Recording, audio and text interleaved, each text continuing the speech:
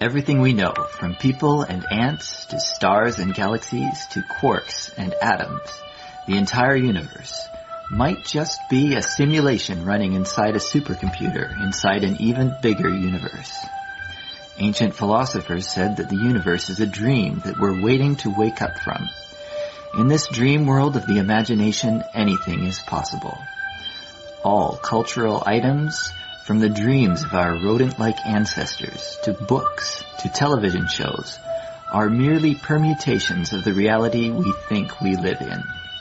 Today's age of computers and video games places simulations at the center of our cultural consciousness.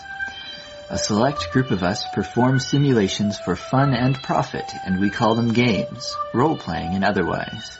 We live to run simulations. Join us on the Simulationist podcast as we explore our culture of simulations. Begin. Hello, everybody. Welcome back to the Simulationist podcast. This is the 146th iteration of the show, recorded on the 21st of June, 2015. My name is Josh Trelevin, and with me on the other microphone, the other voice that you were about to hear as soon as I stopped talking, co-host extraordinaire, Ryan Kirkby. Hey, Ryan. How's it going? Not too bad, not too bad. Happy Father's Day. Yay! You're a father, so... Yes. Yeah, it's I got your perhaps day. the best present possible for a father. I got the chance to really sleep in today. Oh, that's nice. Well, I mean, that's the thing, though, is as a parent, you don't always get as much sleep as you want. Okay. And you don't always get the quality of sleep you want. Sometimes you're falling asleep next to the kid and you got to pay attention. Okay, they're still there. Okay, they're still there. Okay. So, and you know when you don't get enough sleep, you know, sometimes there's like that mental static in your head where it's like hard to think the thoughts and you just don't have that calm.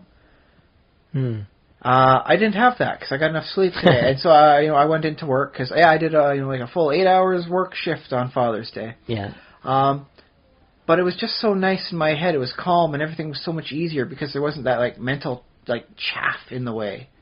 And so, the day went by fairly smooth and fairly quick because of that, and it was just like a bit of a zen moment, going on in my head. Zen day. Just because it was so much easier to think, and that was kind of nice. Cool. I was presented with a wonderful cake at the beginning of the day. I didn't eat it until like just after supper tonight. Yeah. But it was rather nice because, as soon as my daughter saw it, she was like, "Oh boy, let's eat." And she wanted to eat it. And then we said, no, you got to wait till after supper because, cake is not a breakfast food. Yeah. And so she runs into the living room. She gets her fake dishes and she starts stirring stuff around in a cup. And we ask her what's she doing. She goes, making supper. So she has a very interesting mental logic that way. I was able to see. We got to do supper first. Well, okay, I'll do supper then. I'll start making supper right now. We'll eat it right now, and then we'll go straight on to the cake. If you say so. I like how she accepts that. Okay, this is the condition that has to be met. I will just make sure this condition happens as soon as possible. Yeah. Very good thought process. I was very happy to see that. And, like starting off the day with a really good laugh. I mean, that's not a bad way to go about things. Mm-hmm. Now, some people will be sad, it's like, oh, no, you had to work on Father's Day. Well, you know what? I figured that's the essence of being a father. Being a father is making sure you work hard to get the best, life possible for your kids. And so I don't see it as like, oh, it's Father's Day, but I had to go work. It's like, no. I got to prove that I am of proper fatherly material. I went out there and I earned a day's pay to make sure things are good for my daughter. Okay, cool. Yeah, you did a Father's Day thing. And I got, it was a fairly nice day because, it was Sunday and it was a very sunny day. Yep. That said, it apparently felt like the longest day of the year. But I wasn't wrong on that because, solstice and all that. Yeah, and it's also the solstice, and it's Aboriginal People's Day. I think I might be getting the name wrong, but I think it's Aboriginal People's Day. So happy to all of the fathers and Aboriginals out there the First Nations listening, folks. All of our listeners who happen to be either of those. Happy either or both. Day. Yeah. And I guess, happy day to humanity for pagans, reaching another solstice. Well, pagans, for the pagans. Yeah, they really like the solstice stuff. So happy solstice. I hope it was as sunny for you out there as it was for us. Although I will admit, we could use a little rain here in Victoria. It just occurred to me, like, in Australia, and I think we have maybe a couple of listeners in Australia. Write in if you are. It's their winter solstice, because, other side of the planet, right? Yeah, it must be pretty miserable. No, I don't think it ever gets really bad. What's the thing? Australia. It's Australia. You don't really associate it with bad weather. I mean, even when it's bad weather, it's like, oh, well, I'll just wait till the weather's good again and enjoy Australia even more. Yeah. It's Australia. I mean, like the people alone make it worth your while to be there. They're awesome people. Although I suppose the accent, it doesn't, like come off as charming if you've got it yourself and everyone around you has it and you've grown up with it. Yeah, that's true. I wonder, like, do Canadians, like, because to me Australians sound really funny, like, just weird. And I wonder to be fair, I mean, some of the words they come up with are very far removed from the Anglo culture that we have as our baseline. Mm-hmm. So, some of the words they use do seem like weird, crazy, fun little nonsense words. They're perfectly valid. I mean, you got to use a word for something, right? Well, there's slang for sure. They have slang, but I don't know. Australians always sound like just a little bit crazy. But some would argue they are a little bit crazy. On the other hand, you could argue they have every right to be a little bit funny and crazy because they live on one of the most poisonous places on Earth. Yeah, that's true. It's like the old joke about, I think they used it on Penny Arcade, about how deadly things were in Australia. One guy, takes a bunch of monsters over there. A werewolf comes back and he's like, we got to go home. Like Fred bit a guy and he just laughed. It's like these things scare me. Like a spider bit Fred after that, and he melted. Like get me out of here. I just like the thought of a bunch of normal sort of colonists. I don't know if they're British or whatever. Those. Oh yeah, we're going to Australia. Here we are going to Australia. Do. Oh, what's that on the ground? Crikey, it's a giant spider. Now I talk weird because I saw a poisonous creature. Now I'm crazy. That's my Australian. Wouldn't that be a weird thing to have? Because, I mean, you hear some of those crazy Canadian things, Canadians, they come from eggs, that they plant at the bottom of the lakes, and they don't hatch until winter, and they got to force their way up through the ice. Yeah. And that's why we, as Canadians, have such a good, hockey cultures. We're that ingrained with the cold water and the ice. That's where we were born. So, the ice is our home. That's why we're so good at curling and hockey. Mm-hmm. So what if it's just like you get poisoned enough times and you wind up with an Australian accent? And that's why the Australians have the accent. It's because everything is so dang poisonous over there. You can't help but get the accent one way or another. Yeah, I think that's probably how it works. If not, I'm pretty certain we can start a few little, memes, on the internet and see if it takes off.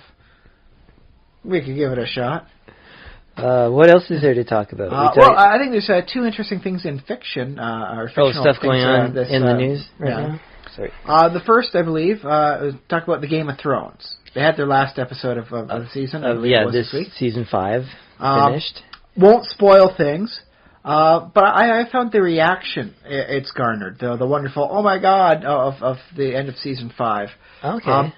So people are really reacting strongly to... Well, that's the thing, is you'd expect nerds to react strongly. Oh my goodness, I'm full of nerdy rage. But here's the thing, I've got coworkers who are definitely not nerdy. Yeah. They're nowhere near what you'd classify as otaku, as geek, as nerd, as dweeb, anything like that. I asked my one coworker today, Asha, what do you think of the final episode of season 5? And she was rendered unintelligible for a full second, and she just this was something that got so deep under her skin, she lost the capacity for human speech for just a second there. And it was just like wow. And so won't spoil what happened. Who lived, who died, who betrayed whom. In pretty much each season. If you're not expecting the Red Wedding alone, I remember from last year, just garnered a similar sort of response. Yeah, there's always something that happens that be like, no, I love that. Well, yeah. Spoiler alert: everyone dies. Welcome to life, right? A lot of characters die in that show. But I like the response it's garnered. Yeah, it gets such a... shows that people care. Well, not just the care, but it means that they've both produced as well as written such a great work of art. I think this is going to wind up going down in history. This is something that's going to do a touchstone on human culture, and it's going to be something that just twangs down the generations as it goes. This is not just it was good back in the day and then everyone forgot it. This is going to be like something like the Twilight Zone. People are going to make references of this. I think so. I like Game of Thrones because it absolutely is current. It's a product of our time. Like George R. R. Martin, I guess he's, 60 or something like that? He's getting towards the gray hair years, yes. It is, but he's definitely a person that's alive and creating at this, right now. At his somewhat glacial pace, I believe most of his fans are wont to lament. Yeah, but it is so worth it. Like, just to get, because he has to really, make sure everything fits together. But you can't bake a souffle on the back of a flatbread truck. I mean, these things take proper time, proper circumstances, and cannot be rushed. Yeah, I think. I'm willing to let George Martin do his thing at whatever speed he wants, so long as he's still alive by the time the final book is out. Yeah.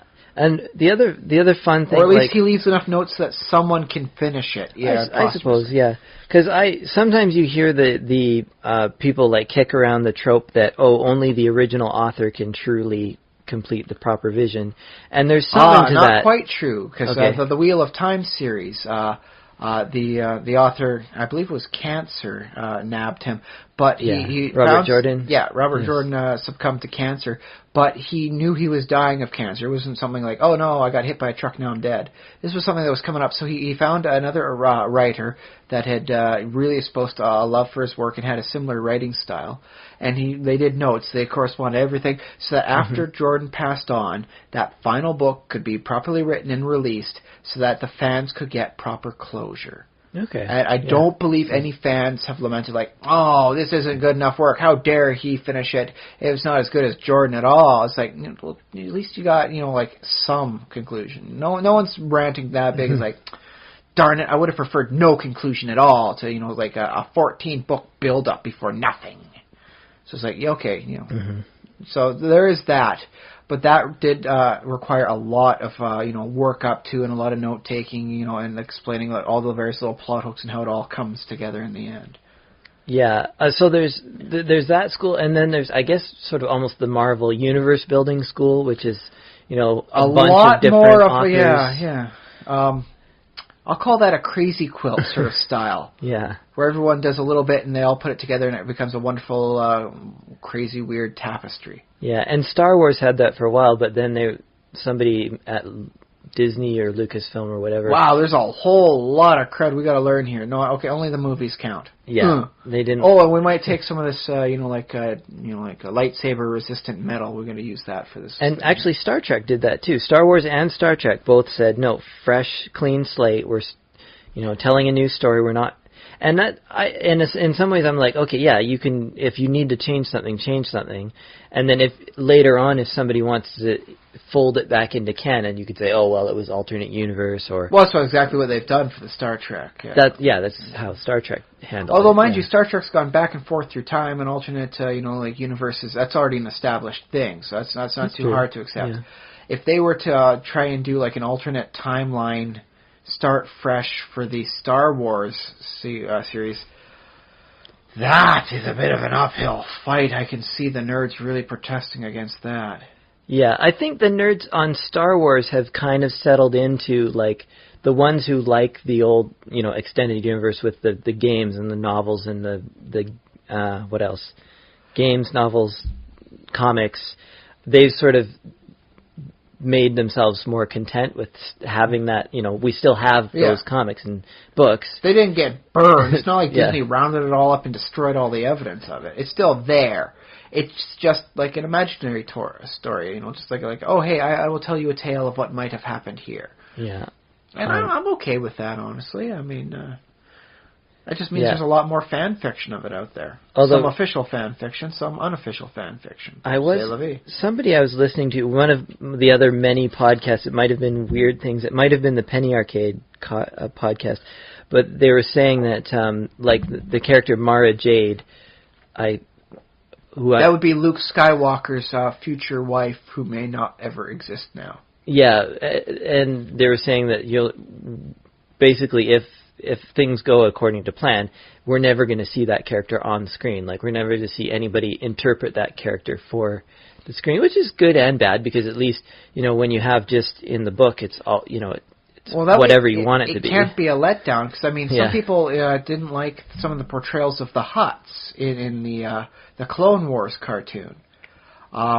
Like, oh, why is he speaking with a Southern accent? Now all the Hutts are like, yeah. Southern slave gentlemen sort of thing. Well, Star Wars has always had an accent problems. Like, even in, from the very beginning, like, why do the Imperial officers have British accents? For random. I'm okay with accents on that. Some of the stuff, like some people have it, some people don't. Whatever. There's a lot of planets out there. Eventually, you're gonna like have an accent copy over. I believe it'll sound a lot like. Yeah, and you can just sort of view the whole series through the lens of like, oh, it's a translation, or Universal Translator's been popped onto it, or something. It's meant to show that they're high class sort of individuals. So it is using it as a keynote in this case. It's like, he sings in the note of British, so I will assume these British tropes about him until he gets force choked to death. Such is life. But no, I mean, like, I dig the Hutts. I don't know what it is about them. Like, maybe that they're just such inhuman sort of things. They're not like bipedal. They're like a slug person race. Yeah. But I like the I like the Hutts. I like the Hutts as a species. I like the Hutts as a criminal cartel. I like Jabba the Hutt, and I wouldn't mind seeing more. And so, just because I got to see something, it's like, oh, okay, so I guess he's a weird, crazy Southern dandy gentleman. This Zero the Hutt, sort of thing. Right. I'm fine with that. I mean, it's not what I'd want, so I guess it was kind of a bit of a letdown. But I still enjoyed the story. I can ignore an accent. Well, I like the poetry of the Hutt being so like immobile and just so like useless in so many ways. I could see that too. I did like Mojo from the X-Men universe, where he's effectively like a sessile blob that requires a crazy little like a spider leg, like walking platform for him.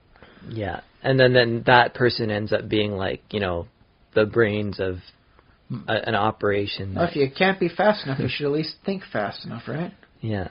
That said, I wouldn't mind seeing some non-criminal Hutts in the next movies. Maybe a Hutt that doesn't do slaves. Maybe a Hutt that's into building a better droid. Could that work? Could you see that as a thing? I'm going to build my own cartel, but it's not going to be made up of people I'm coercing. I'm going to build them better and stronger and faster. Did we not see like a droid factory at some point in... I'm sure in the extended universe we visited a droid factory planet. Well, not a full planet, but at least a droid factory. Yeah. But yeah, I would like like maybe see like a non-criminal Hutt is like a role. Yeah. Yeah, that'd be good. Yeah. Like maybe a Hutt's like a spaceship driver. I mean, you don't need to move fast to like put the pedal to the metal, so to speak, right? Yeah. Well, we did talk a little bit about the heel turn or the heel to hero, whichever. Heel face turn. Heel face turn, where a villain can be redeemed and then become a good guy. And I think that'd be kind of neat to see like a Hutt as sort of a protagonist of a story. I mean, heck, I could see myself writing fan fiction about like a Hutt and droid combo. Got like a Han and Chewie sort of vibe for you. Yeah, I like it. Because I think, like, especially for the Star Wars franchise, there is so much you can tell with the life of a droid. This is effectively condoned slavery in Yep. there. It's like nobody questions it. Yep. Well, I remember reading one, like Tales from the Bounty Hunter had like that one Bounty Hunter, Tales of the Bounty Hunters? Tales, yeah. Yeah. One of the bounty hunters was a droid, IG-88. Yes, I remember him. Yeah, he had some crazy evil plans going on, didn't he? Yeah. He wound up blowing up with one of the Death Stars, so he had plans going on, and then boom. Yep. Which is nice because it's like, oh boy, one more reason blowing up the Death Star was a good act, not just like a morally positive one, but like that was good for everybody. No, like droid uprising rebellion that kills everyone and puts you in a new technological dark age. Yeah. Because I've said it before, I'll say it again. They're in an age of technological apostasy in Star Wars.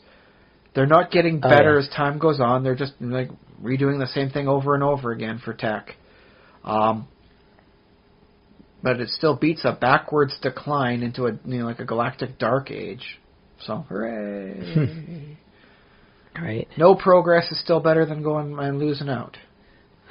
Yeah. So that was Game of Thrones, anyways. Yeah. What else did we The have? other one was the 100th episode of My Little Pony came out. I believe it was cool. this last week. So My Little Pony is still being made right now. Yeah, as we from speak. what I've been told, they've still got for contracts for another 2 seasons and I think 2 more movies. At least 1 more movie. Nice. They've strongly hinted at. Which is good because my daughter really digs both the cartoons as well as Sure, the movies. your daughter likes them. Well, that's the thing. I mean, it's well voiced, well animated. The morals, they're trying to teach are simplistic for me, but otherwise solidly done. Yeah. So I have no qualms about watching it with my daughter, and I believe that's better than some of the stuff I forced my parents to watch when I was young. So congratulations, my daughter's getting a better, childhood experience than I am. Mm-hmm. But it's noteworthy that it's made it to 100 episodes because that's like the magical number in North American television for syndication to become valid. Yes. It's an interesting mixed number though. Kim Possible got shut down because she made it to 100 episodes, and the head of it was Disney, I believe, with Kim Possible, right? Yeah. Okay. The guy who was responsible for giving the thumbs up to the next season says, no, 100 episodes. After that, you start running out of stories to tell. And I believe the people said the same thing about South Park. They even made a big thing about it for their 101st episode. Oh, yeah. Well, made it 100 episodes, and we're getting shut down. Yeah. So yeah, the 100 episodes for some people is like the base minimum for proper syndication. Now there's enough variation in the episodes we can show it without people, just doing like a spin and win. This thing again, I've already seen this episode 3 times. Like there's enough variation that minimizes the odds. Other people say 100 episodes is like, well, that's enough, man. You've told enough stories. Maybe you guys should go work on a new project. Hint, hint, Simpsons. Hint, hint. Yeah, I wonder if shows should, like, after 100 episodes or something, there should be, like, a dramatic, like, shift and the show should become something else. Well, that's the thing, is the 100th episode for My Little Pony featured very, very little of the main characters. They were effectively background ponies. And what they did was they took all the crazy fun ideas that the fans had come up with for all the ponies that are normally in the background to play a big story together. There's a marriage going on, and it's like, oh no, the whole thing got for the you're cordially invited and all that. It says it's today, not tomorrow, so they have to move the wedding up 1 day. So a lot of stress going on, moving up a wedding to today. Oh, they have a wedding in the... Yeah. I think it was a couple seasons back. Donkey, decides to retire from his life of going about the countryside, and he had always tried to find his lady love. Turns out she was always in the town of Ponyville. She's always in the town of Ponyville the entire time. And one of the main ponies manages to get them together, and she realizes, oh no, they find true love. And that was their wedding, so congratulations. Not only did their love manage to get reignited after so long, but they got married. They finally got married. Hooray, how wonderful. Mm-hmm. And so it's their wedding, and like everyone's got to get things, and crazy stuff's happening. And so they took a lot of the background characters, and they made them the central characters. They had speaking lines and all that stuff going on. And like they had a character, his name was Time Turner officially. He had a little sand dial on his side, and so he's apparently good at like keeping track of time. But the fans saw this and said, "That's Dr. Hooves. He's like like Doctor Who in pony form. This is his incarnation where he wasn't a human." Yeah, because the Time Lord can come back in all different forms. Yeah, and so a lot of people pony? have this crazy fun ideas about him being like Dr. Hooves. It's a fun play on words, too, I won't lie. I kind of chuckled the first time I heard that. Yeah. They never call him that in this episode, which I watched with my wife and daughter. But they do refer to him as Doctor. So it's like, oh, what do I do, Doctor? Which is how they refer to... No one actually calls Doctor Who Doctor Who. They refer to him as the Doctor or just Doctor. Yep. He winds up wearing a scarf, and he makes, he does the same sort of words that, Alonsi and all that. It very heavily indicate, wink, wink, he's supposed to be, wink, wink, this character, but not really, if you know what I mean, wink, wink, wink. So he's like the What number doctor are we up to? 12, 13? 13th? But he wasn't really the doctor there. He's just kind of like taking time off as a sentient pony. Okay. But people are calling him Doctor all the same. So yeah, he's in there. They brought back the character. In the very first episode, they had like a fun little bit where like there's supposed to be a pony in the background and like some other pony was supposed to be in front. So you never get a chance to see her face. So the guy decided to give her like crossed eyes. They changed the animation, like where everyone was supposed to be at the last moment. All of a sudden, like what was supposed to be hidden by one of the main characters was not hidden by a character, and so people said, like, what's up with this pony in the background with the, the crazy eyes? And so, they came up with a whole bunch of fun things about her, and all that, and as like they called her Derpy Hooves. Yes, Derpy Hooves. They tried that around the internet. They tried putting her in an episode, but apparently some like moms watching the thing. Made the mistake of thinking the word derpy or derp meant mental retardation, when it's actually a word in the Oxford English Dictionary. They added it in. Thank goodness for new added words, right? Derping is when you have a sudden loss of intelligence. Did you do something that was well below your intelligence level just for a moment there? It's like, why did I do that? Let's say you get like you got like a cheese slice. You open up an individually sliced thing of cheese, and then you put the wrapper on your sandwich and you throw the cheese in the garbage, as opposed to the other way around. Mm-hmm. You derped. Okay. That's the proper technical term for it. The technical term. Well, according to the Oxford Dictionary, to do something that indicates a sudden loss of intelligence, that's derping. You just derped. Yeah, no, I'll take your example. Like, I believe you on the definition, but I should just point out the Oxford Dictionary is a descriptivist text. It describes how people are using the word in real life, and not how people should use the word. But that's what they have for their definition if you look up in the Oxford stuff. And I believe the other dictionaries are following suit on that. You can check up derp to the other spots, and that's what it'll be. I think even the Urban Dictionary refers to that, as just, a sudden loss of intelligence. That said, it all traces back to an episode of South Park with Mr. Derp, who was doing just weird, crazy, goofy things for no little explanation why. Dirt? Well, it's just be funny for the sake of trying to be comedic. I remember seeing the word derp actually, an internet article. I'm not sure if this is the earliest version, but it was also Matt and Trey, the creators of South Park. But it was in their movie Basketball. Somebody says derp at some point because they do something dumb. Yeah, that's derp. Basically a word that they coined. So, I mean, like, if you really want to ask what does derp refer to, well, just ask them. Just ask the guys who came up with it.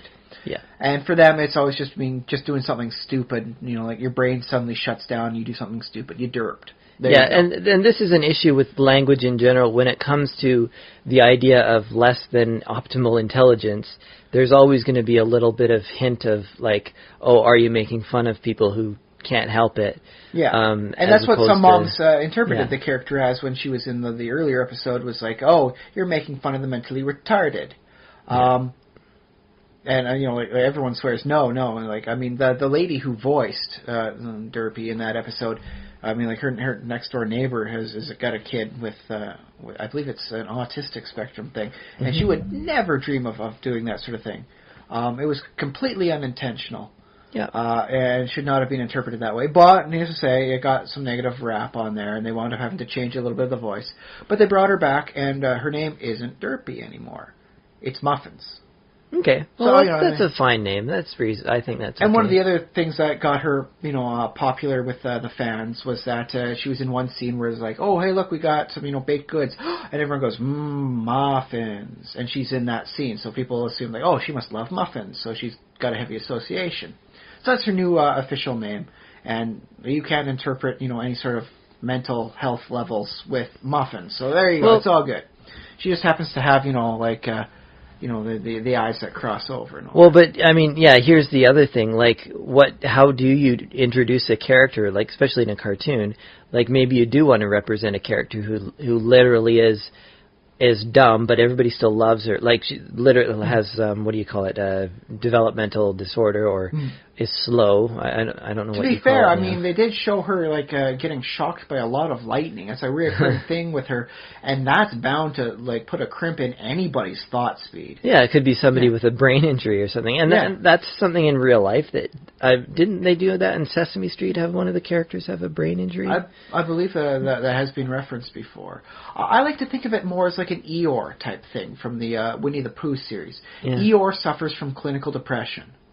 But you know what? No one says, oh, get over it, Eeyore. Come on and just be happy. They ask it, Eeyore, we're going on an adventure. Do you want to come along? Eeyore's still going to be his depressing, clinically depressed, like Eeyore self. But they don't care. They're his friends, and they want him along with them for the adventures. And that's a wonderful thing. And so I think, I wouldn't mind seeing a lot of stuff like that. People love Oscar the Grouch, despite the fact he's a grouchy, green nugget of weed, apparently. Yeah. Or at least that's how a lot of people interpret him.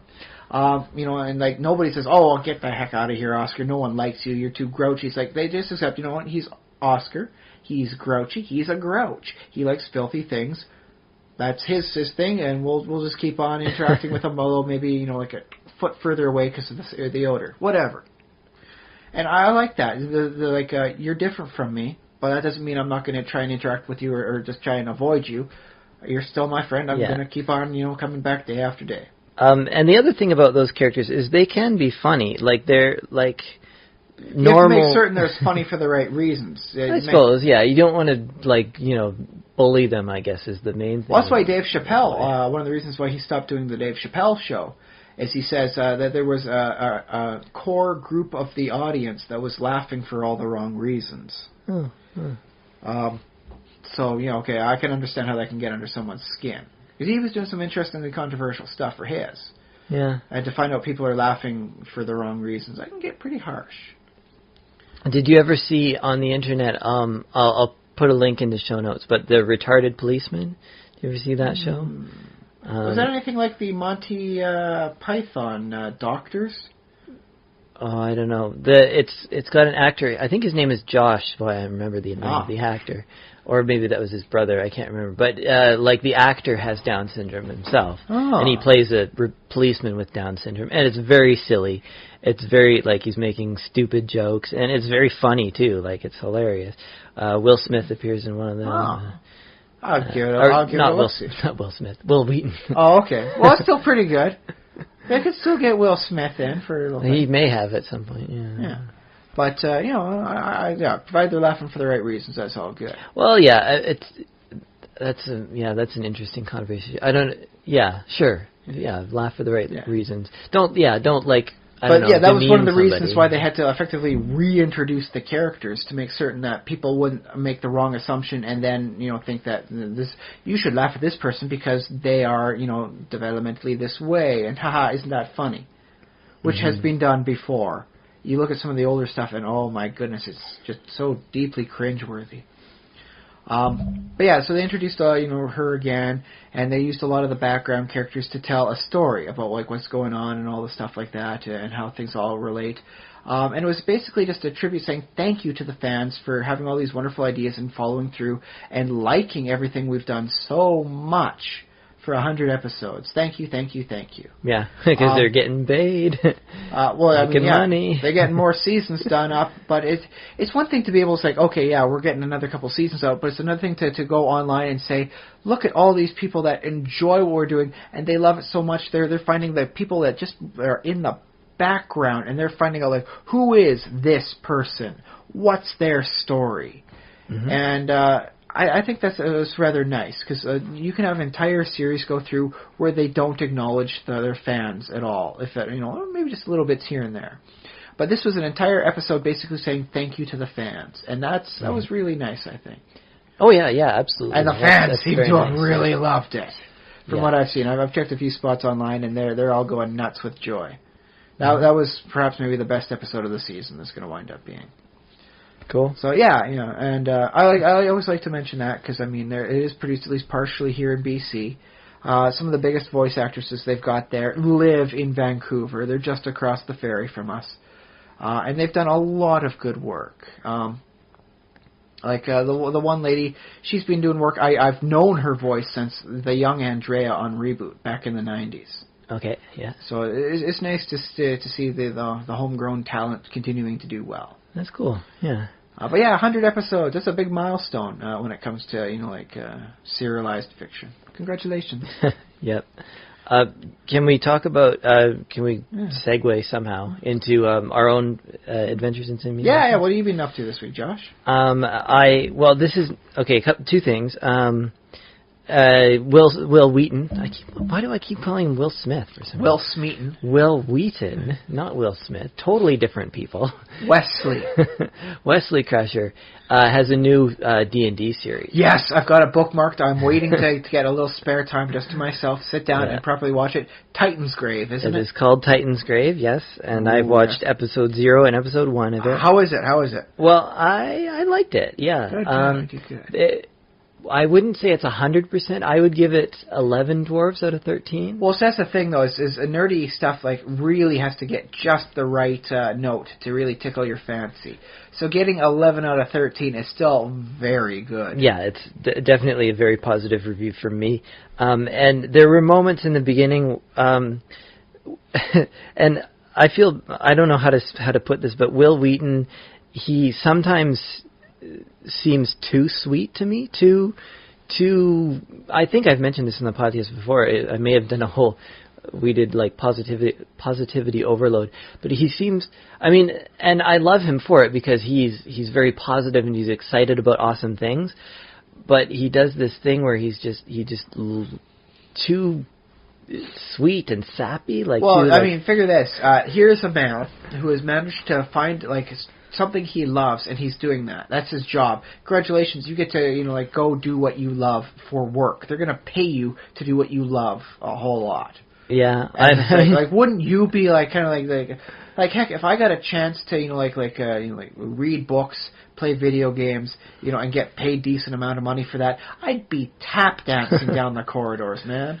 Well, and you would see me with a cane and top hat, literally dancing down the corridors. It's funny too because Will Wheaton has had his down moments, and I'm not sure if it's actual depression, but he has mentioned if you read Will Wheaton's blogs and stuff. Well, he was a child star sort of thing, and "Shut Up, Wesley" was a meme effectively. It's funny, because he was very sensitive about a lot of that stuff, about as well. He should be. Fan hate. He had very little say. Yeah. He wasn't writing the scripts. Yeah, but it followed him into adulthood, and in some cases it cost him jobs. He would try out for a part, and they said no. You should sit down and share a cup of coffee with William Shatner, right? Yeah. Shatner had a hard time getting work in the 70s after Star Trek too. Don't worry, he's not alone in that. Every actor has a hard time of it too. So there's a bit of that. Mark Hamill had a hard time being anyone other than Luke Skywalker for a long time. Yeah, and so fortunately he's the Joker now, and he can walk wherever the hell he wants now as long as he can do the Joker voice. He gets any door is open for him now. Yeah, you don't say no to the Joker. Yeah, it'll cost you your life. Will Wheaton, hopefully he'll find his Joker role too, where he'll be known for more than just the one thing to a lot of the lesser. Right. Well, what I see Will Wheaton as now is sort of, and I think George Takei is in this category a little bit, is that he's sort of a grandfather nerd, or he's a king of nerds. I don't think there's one king of the nerds because there's. Go with Duke. He's a Duke of Nerd or something like that. I think people have described him as something like King of the Nerds or something. But basically, he's like a maven or a tastemaker, or basically he comments on things. He loves things. He still makes his own things, which he made this show, which is now ongoing, and he's making it now as a dungeon master. I expect it to get I give it 11 out of 13 for this first. And things smooth down after. I expect it to get a lot better actually in the future. But that was just the first outing, and I'm just sort of getting to know the characters. I know a couple of them I've seen because they're Hank Green he's got a YouTube channel. Oh, yes. And I can't remember the other two, but I have seen them in other things before. It's just they're sort of the people that you kind of see in this show, that show, a little bit nerdy. They're the omnipresence. Yeah, you see them here and there, but eventually you remember their name, and then you sort of get that bit of recognition. It took me a decade to get Posey Parker into my memory. I don't know Posey Parker. she's Queen of the B movies. Okay. Oh, although she did make an appearance in that Superman Returns movie. She was Lex Luthor's girlfriend. So. Yeah. Okay. So I've been enjoying Geek and Sundry's. Geek and Sundry is the YouTube channel, I think. YouTube. Yeah. And plus they have a website. Felicia Day is involved in that. And one other thing I was consuming. Oh, The Martian. Yes, I heard good things about The Martian. Okay, so it's coming out as a movie. Is it out yet? I don't. I believe it should be hitting the theaters any time now. Yeah, I don't know. Yeah, it's going to have Matt Damon in it and a couple other famous actors. So it's very like. I like how XKCD described the movie. Is you know that scene in Apollo 13 where they put down a big old box of random items, and so say we have to get this to hook up to that, and all we have is this. Otherwise, everyone dies. And The Martian is basically that as a central premise of the movie. Yeah, I think the author actually mentions that a couple times when he in various interviews that was sort of part of the inspiration or part of what he was going for. Well, I mean, the concept of living on Mars, like you're so far removed from so many things. So until we get really good 3D printer technology, we can print off whatever you need. If you mess up one thing, congratulations, you now have a $72 million brick sitting next to you. Yeah. Hope you enjoy it for as long as you live, which won't be much longer now. So I started reading because you can get the novelization, which originally it was a novel. Yeah. And it's free, it's basically pay what you want. He's managed to set up the system where if you can't afford to pay for it, and me at the moment being welcome low to the poor nerd level on that is end of the spectrum. Although but yeah, fingers crossed. Big things right around the corner for you. If you can't afford, or if you don't know if you want to spend money on it. If you're just that darn cheap, you're not going to force the issue. You can't, depending on which platform you get it for. Obviously, if you get it, you can buy it in paperback because they've published it in paperback, but that costs then you have to bookstore. And then depending on which device you use, I'm not sure if Kindle charges something. I think there might be a Well, I mean, that was the same thing with the fee. TriStat. The PDF was free. Yeah. You want the physical copy, that's $10. Yeah, something like that. Yeah. But yeah, so I just started reading. I haven't read, much of it, but I'm like, it is so good. So, The Martian, good. That's what I've heard, though. It's a very good, novel, great movie, and it does focus on the technical hurdles of trying to live on Mars, so far removed. Yeah. Did you ever read Robinson Crusoe when you were?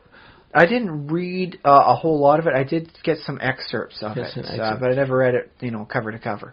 That one, when I was a kid, that really blew my mind, and I think it's very similar to this one. It's that idea of sort of trying to survive on your own. Well, that's one of the basics for the Minecraft as a concept, right? Yeah. So I think basically The Martian is sort of going to take its place as the modern. But it's not the Martian Manhunter from the DC thing. They haven't done anything like that. That would have been a good movie. It's not John Carter of Mars. No. And it's not Mars Needs Women. It's not Mars Attacks. And it's not what's the other Mission to Mars? And it's Ghost of Mars. Ghost of Mars. And it's not Get Your Ass to Mars. No. No, it's that Total Recall. Yes, Get Your Ass to Mars. There's a lot of Mars movies. Well, it is our closest neighbor, and let's face it, Venus would be a nice place if it was, say, 1,000 degrees cooler. Yeah. But it's got that runaway greenhouse thing, so it's just not going to be too good for a little while. I would like to see. Can you imagine a sequel to The Martian, The Venusian, and he I don't know. Remember, Venusian's only one term for it. It could also be the Venerian. The Venerian, yeah, or Venereal. Venereal man. Yes. I am suddenly seeing someone in the San Fernando Valley trying to work up a porno on that name and failing horribly. But God bless them, at least they're trying over there. They're really using all imagination that they can to make the weirdest, craziest stuff. Yeah. But yes. Okay, so yeah, that's what I did. I hold out high hopes for that myself. Yeah, that's the simulations I consumed. Also, I played some video games, or Minecraft and all that. But I think I've talked long enough. Should we get to your simulations? I finally got around to watching that first Amazing Spider-Man movie.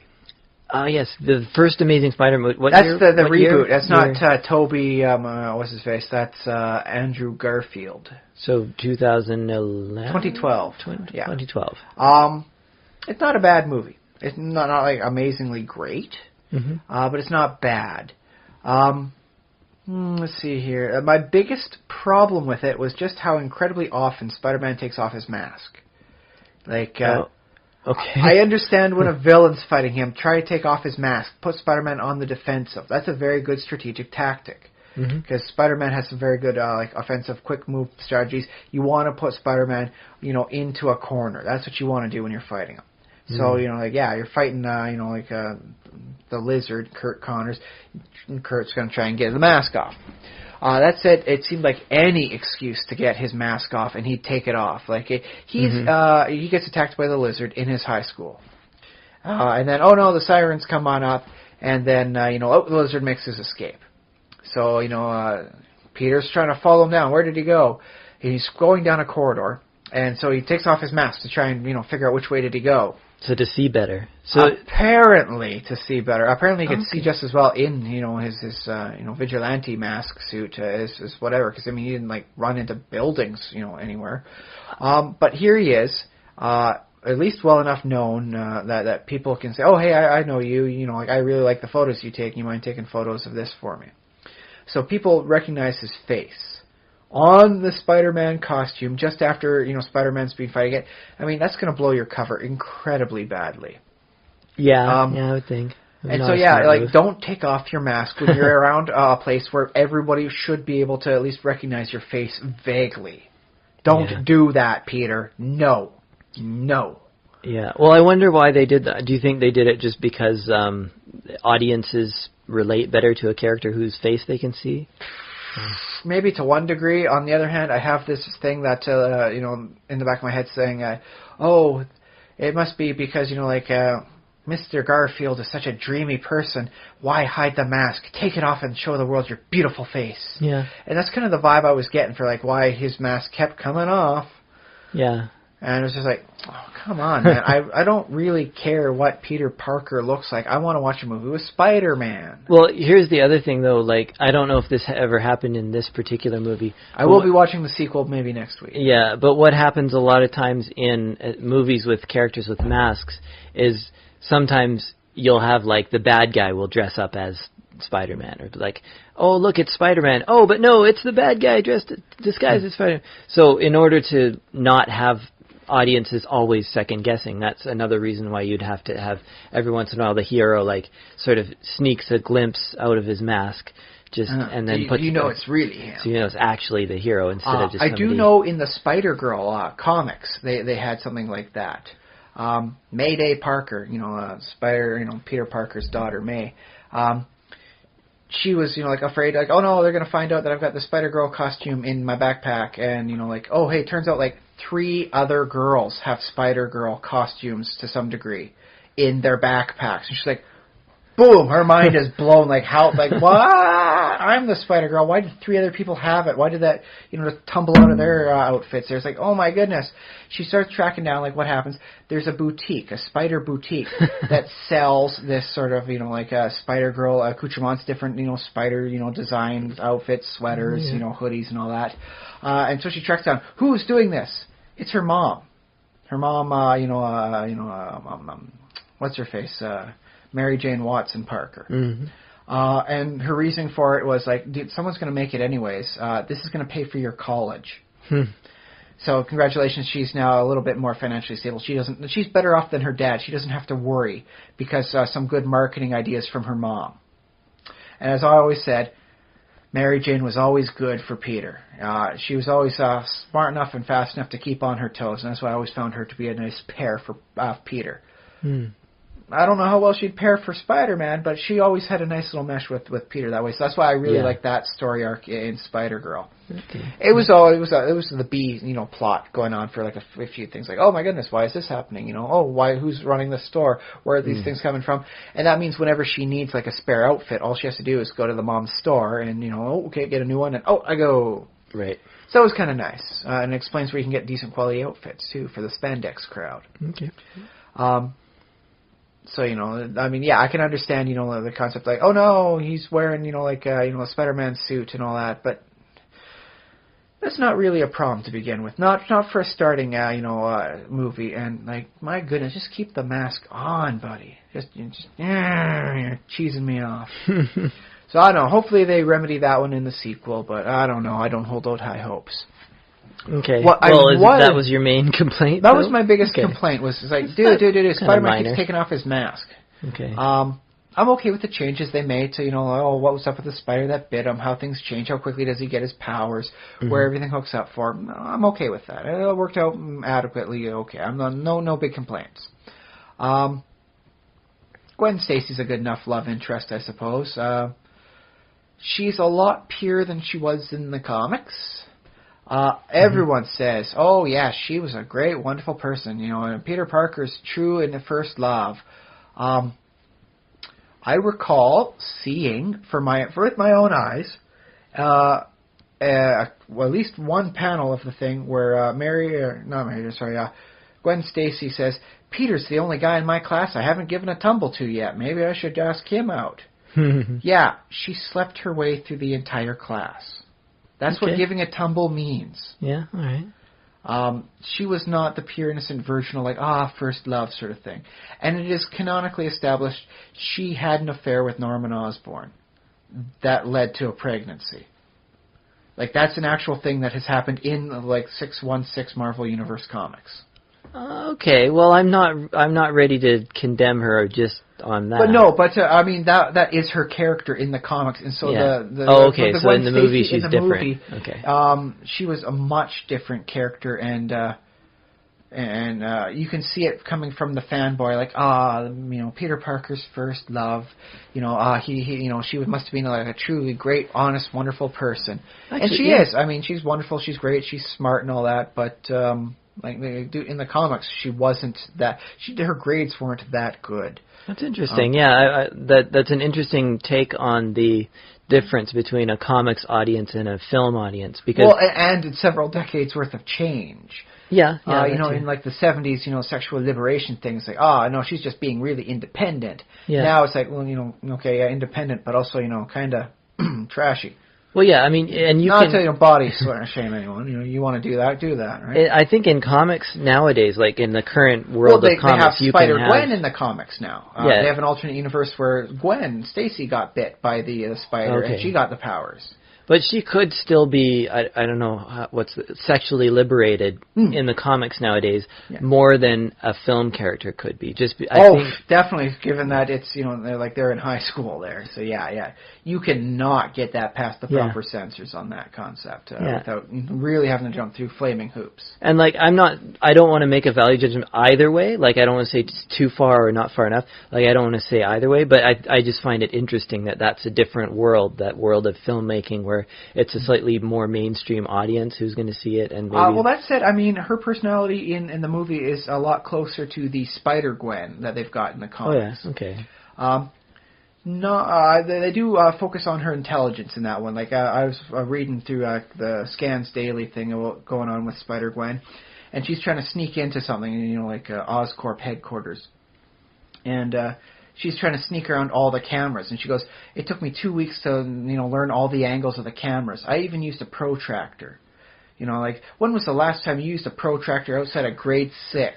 Never, because you're not a kick-butt superhero, that's why. Are you asking me? That's basically what she's actually saying in her little she narration. Says that to somebody, okay. You're not a kick-butt superhero, that's why. She's talking to the audience. I've used a protractor in my making of games and game pieces. Welcome to being the atypical member of society. Making board games and card games. But yes, they do focus on her intelligence there. It turns out she's a bad pickpocket. But she rationalizes, but that's okay, because bad people are good pickpockets, so it's a wash. It's a win-win either way. Yeah, okay. Bad people are good pickpockets, so it's okay that she's a bad pickpocket, because she's a good person.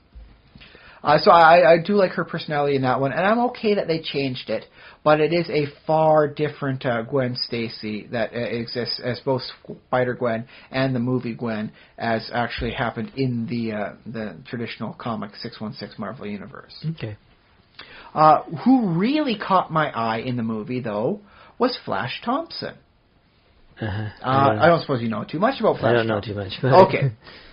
Standard continuity. Flash Thompson acts as the mundane aggressor. When, Spider-Man can, beat up, the Rhino and all that and do his stuff, he still has to become Peter Parker, and he can't let the world know that Peter Parker's got, the capacity to lift 10 tons over his head. So, the bully rival, jock sort of role goes to, Mr. Flash Thompson there. Flash, go through in the comics sort of thing. He becomes a Spider-Man fan. And Spider-Man's, awesome, superhero X winds up getting him to eventually enlist into the military. He goes off to war, comes back missing half of his legs, the lower half. Okay. He is both legs? Yeah, both legs. He is currently the host of the Venom symbiote, and they've kind of got a deal. Yes. The symbiote gives him his legs, and, he got himself like a nice little paramilitary style outfit on there.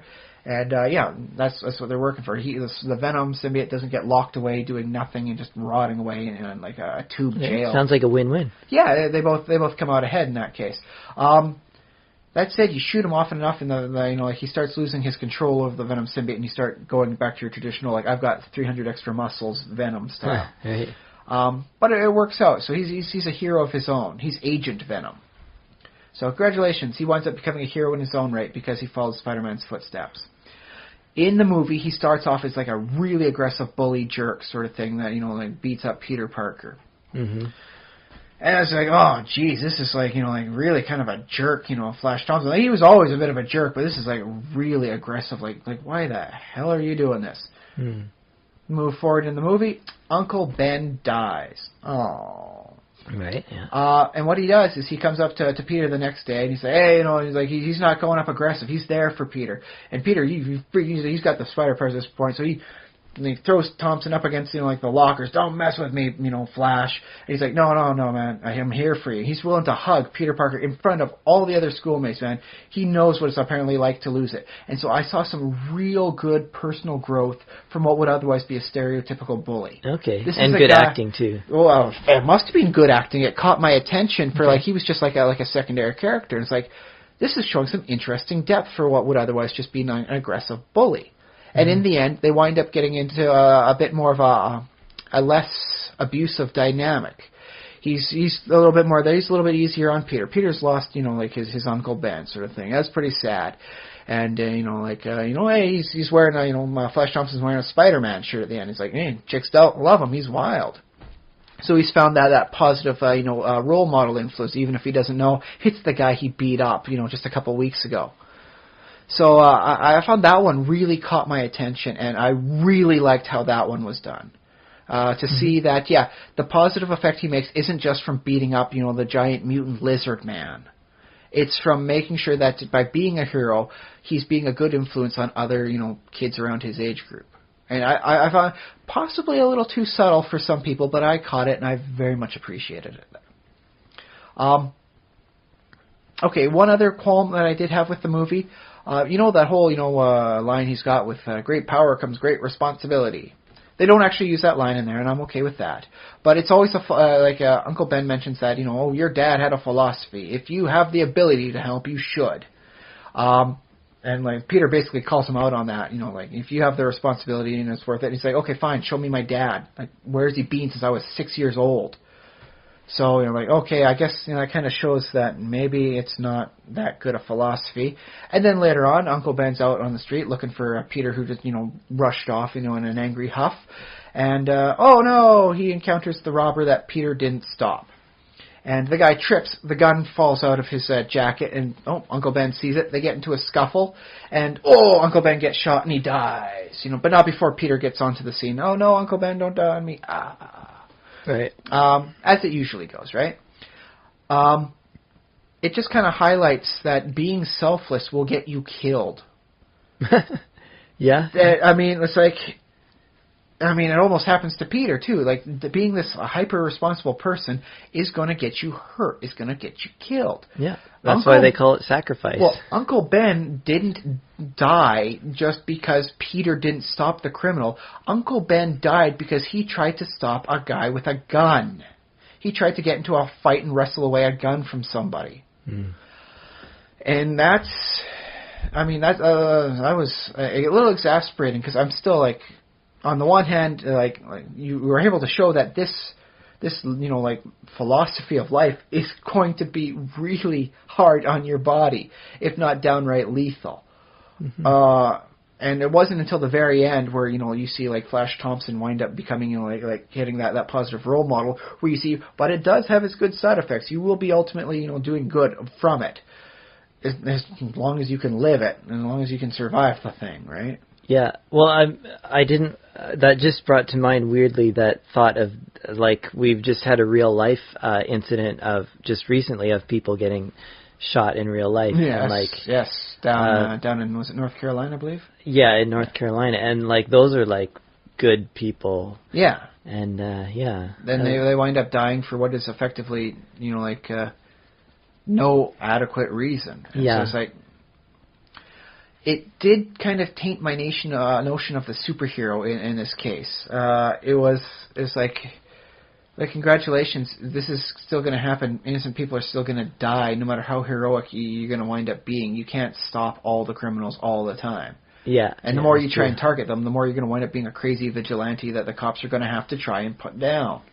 And I remember, like, I was just going to sleep and I had the radio on, and they had one like excerpt from part of the trial, and like a bunch of the victims' families, because these are people of kind of very strong faith, right? Yes, yes. And so a bunch of the families of the victim were saying, like, they had a chance to talk to the guy who did it, and they were saying basically, like, we forgive you, and sort of that whole, like...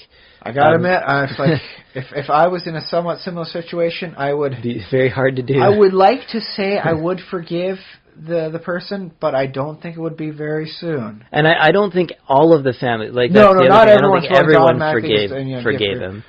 But there were some people who said that, no, this, you killed my brother or son or my pastor, sister or whatever, and like they would have still loved you anyways, or still would have. Yeah, and I found that to be a very nice notion for this storyline that was coming out in real life.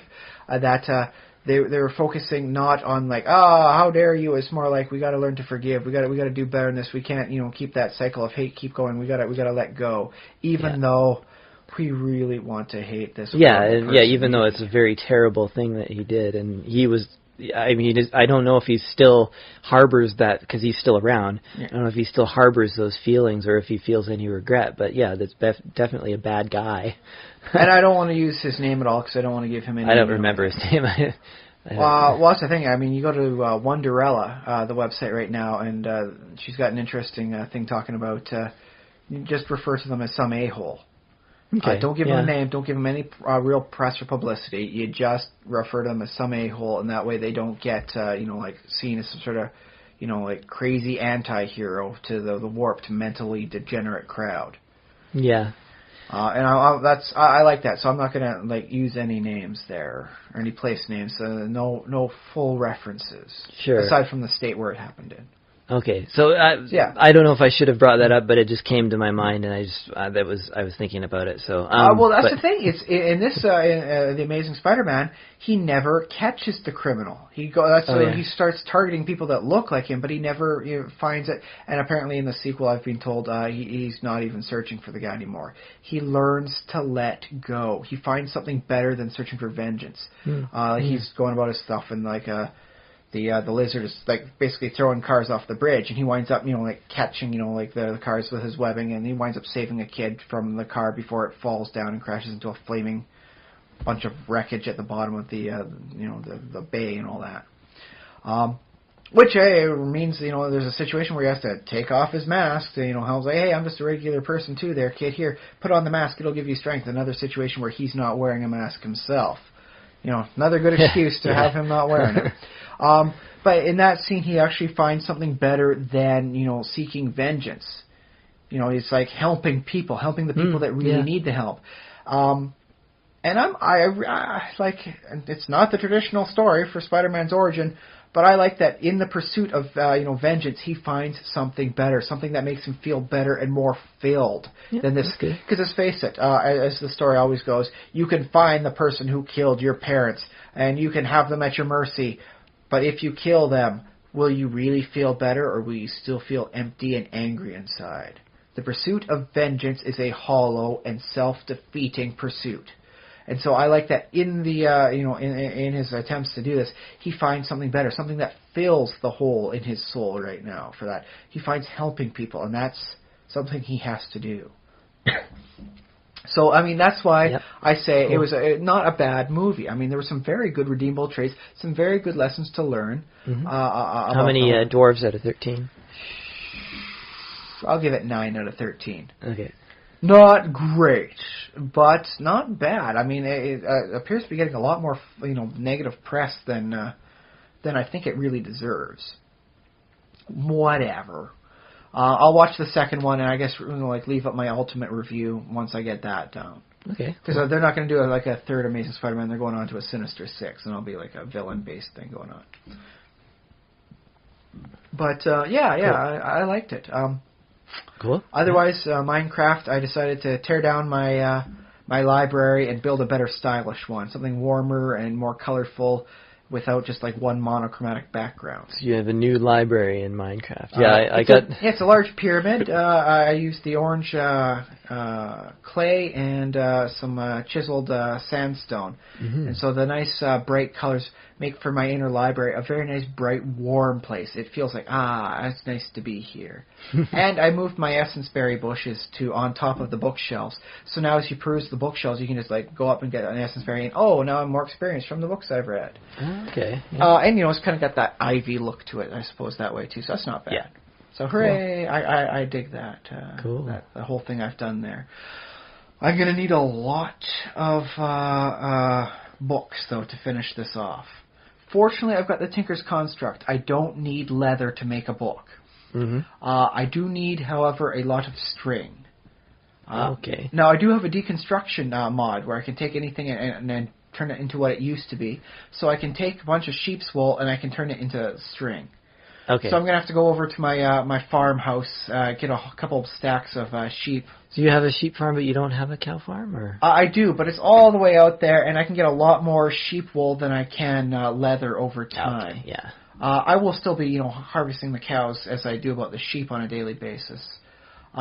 Because, for some reason, I've got, an eldritch guardian growing in the town. It doesn't attack the townspeople nearby where I am there, but so I'll start off my day, go kill the guardian, come back, shear the sheep, breed the cows, kill the old ones, sort of thing, and then hopefully have just enough time to, effectively be done with that, or maybe do a little bit extra farming, see what good trades I can get from the villagers. Because the villagers in that town have much better trades than the one in my main town. It's like, I love you guys. You got good trades. You got nice stuff. I want to get this. I want to get that. I can get gems for this.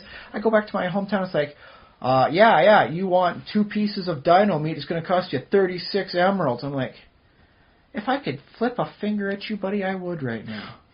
What button is it to raise the middle digit on my hand? So I guess I got to put more doors in my main town just to get more villagers, and hopefully I'll find one with a decent trade. I ain't holding out high hopes. They're greedy people in that town. Oof. But yeah, so that's my next big thing, to get enough wool so I can turn it into the string, to get enough books to finish off my library. Because right now I've got placeholders of just dirt. And so I've got a really, dirt-walled library in a lot of areas. I want to fix that up. So. Yeah, replace that dirt with something good. Or bookshelves. Yeah. Okay. And so, I've got an underground area where I'll take all my stuff that I've done for Mistcraft, and I'll make my worlds to other places, and then it'll all happen there, and I'll be happy with that. Yeah. So, rock out. I quite like how it looks. I'm very happy with its design. Every time I open the door and go into the library, it's like, this is a really nice place. Large open head, because it's a pyramid thing. I didn't want to do like several layers up top, and so it's just the one layer with a really nice open just ceiling. a hollow pyramid. Yeah, and it's like I'm looking up there. It's like, oh, this is such a nice welcoming place. I've got some oak wood. I'm going to wind up turning into some chairs and all that stuff, and I'm going to have some little reading nooks and some corners there. It's funny because I don't in real life. I don't think the interior of pyramids are that welcoming. No. What they did was basically make a mountain and then, put some caves in the mountain. And then basically seal them off. Yeah, seal them as they left, with all the goods. It never lasted. Almost everything got ransacked for every dang pyramid. Yeah. It turns out if you don't pay people well to inter your body, they won't set up the best safeguards so that they can come back and take your goods later on. Who knew? What a weird, crazy philosophy. That people will rob you if you don't pay them well. Well, also, it's so... who knows what the ancient Egyptians were thinking, but it's so silly, to have perfectly useful, gems and whatever, just sitting there doing nothing. Well, ultimately, they wound up giving us a lot of class and culture history about what was going on in ancient Egypt. There's the whole branch of history that devotes just to Egypt called Egyptology. You don't hear Sumeriology for the Sumerians.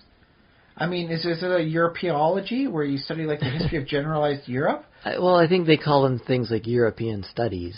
Exactly, but there's no one word like Egyptology. It's we decided to come up with a single word to describe the history studies of Egypt and its wonderful, ancient cultures. And because they had such great things to show the world, from all their wonderful burials. Right. Maybe we'll have something about chronology when we find, the wonderful hidden area for Genghis Khan's, a burial place.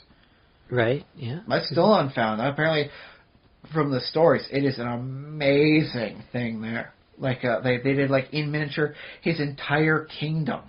Oh, really? Yeah. And nobody's found it. So it'll be that'll be amazing. If that survives the test of time, that's going to look beautiful. And the gems and the wonderful artwork left behind, that's all going to last because that's all made out of nice metals. And it might get a little, corroded bronze, but the gold's still good.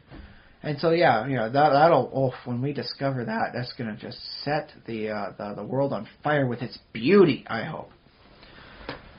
But long story short, Egyptology rocks because the Egyptians buried the best stuff. And okay, admittedly, sometimes you got to say the best art is not the permanent art; it's the temporary stuff. So what if the art itself happens to be fairly permanent? Just put it somewhere no one can see it for a few thousand years. Get someone to make something new. There you go.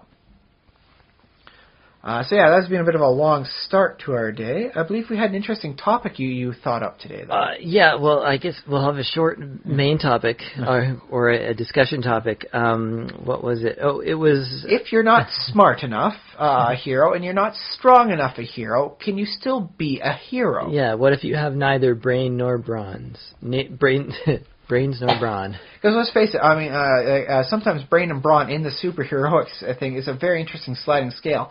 Spider-Man, as I said, can lift 10 tons over his head. He is not the strongest hero around.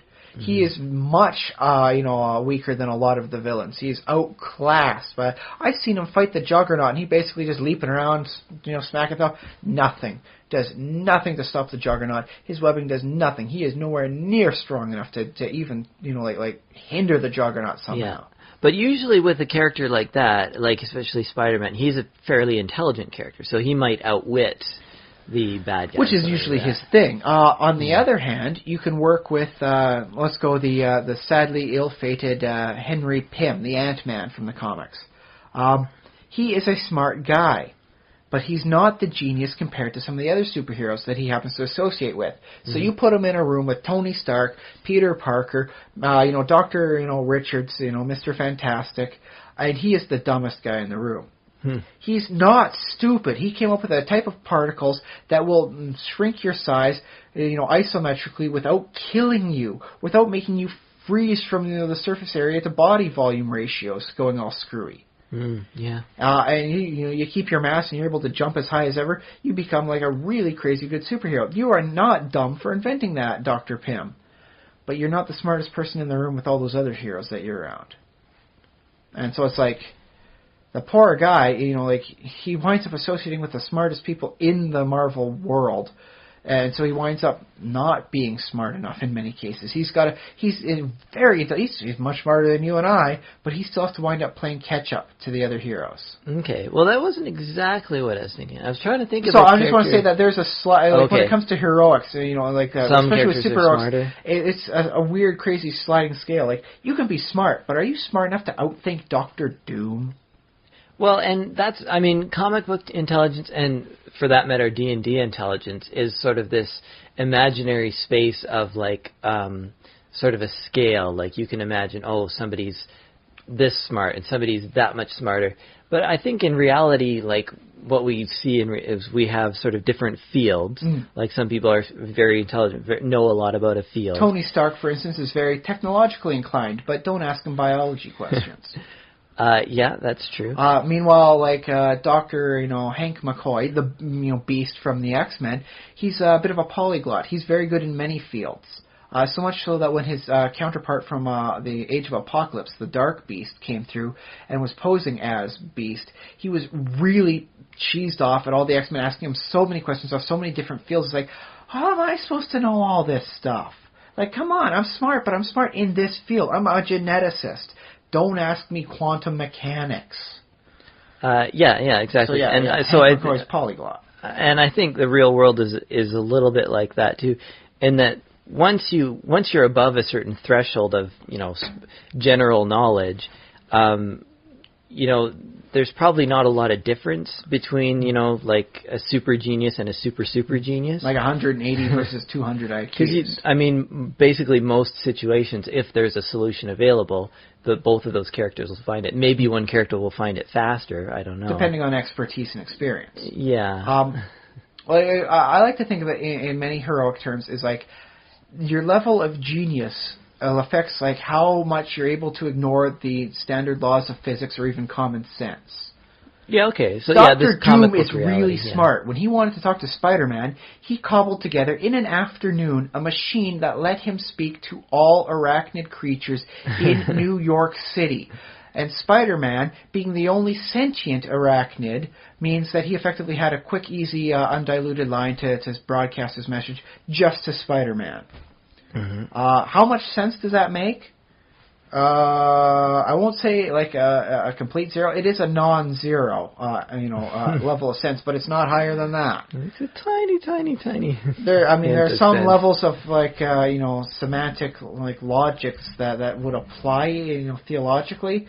But Dr. Doom is so smart. He's like, oh yeah, I can effectively just make that be a thing. Like I created like a walkie-talkie that I can effectively talk. Like all of the spiders like in New York heard that, but they're just regular spiders. They don't comprehend what the hell that was. So yeah, you effectively, I want to do this. That's how it happens. So then there's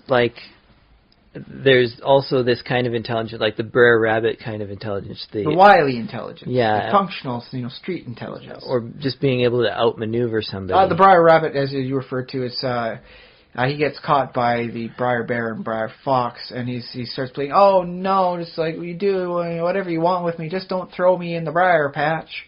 And like they say, oh, you don't want to be thrown in the briar patch? No, the briar's scratched so bad it hurts. Anything he would do would be better than that. So like, haha, we'll throw you in the briar patch. If you don't know, a briar patch is perfectly suited for a creature like a rabbit to run through. Larger creatures wind up getting stuck in the bramble, so they throw him in the briar patch. He starts running off without getting hurt. Yeah. And they try and follow him, but they're too big. And they wind up getting scratched by the briar thorns. So that's a wily intelligence. Yeah. And then like there's the witness characters, and I guess, or the audience perspective characters, or maybe you have a person who's Rick along Jones, for the ride. Snapper Carr, sidekicks to some degree. I guess maybe Frodo might qualify in this category. Indiana Jones a little bit. Indiana Jones is smart, but the point has been made in that was it the Raiders of the Lost Ark that he has no effect on the plot. Like he basically just witnesses it. That one, yes. The other ones, he does have a bit more of a direct role. The Temple of Doom would not have had a good outcome if it wasn't for him.